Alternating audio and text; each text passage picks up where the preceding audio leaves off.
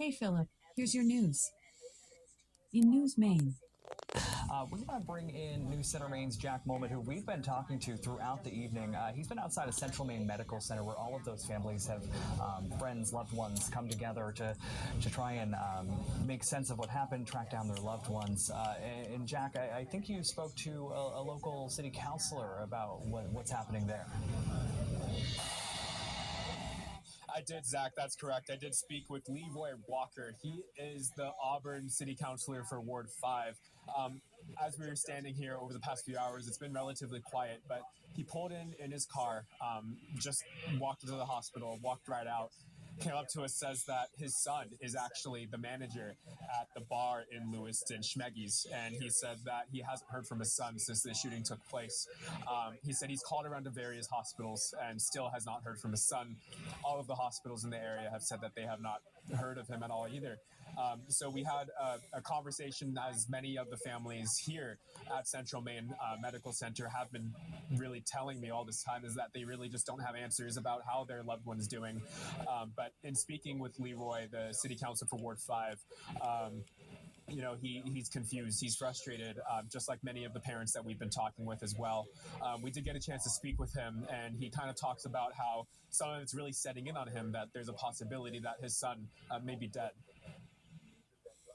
If you had my gut right now, I feel like I'm squashed with a vice. My neck and the back of my head feels like there's a vice squashing it the other way.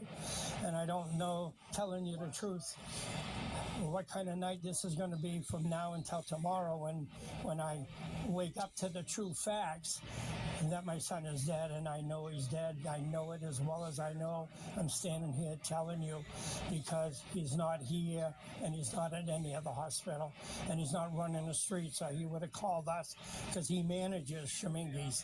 So I know he was there. And he still doesn't have any answers right now. He said that these next 24 hours will be critical, depending on if he gets information or not. He says that he talks to his son nearly every day, so not hearing his son in these past few hours has been really concerning to him. So he's also in contact with his son's wife and their family as well. Says that they actually just remodeled their home, and says it's going to be a really rough next few days, unpacking a lot of what's happened here.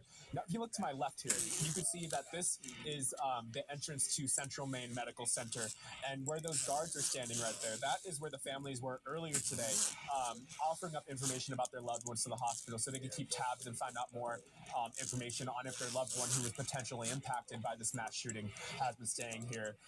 Again, we still have a suspected shooter on the large here.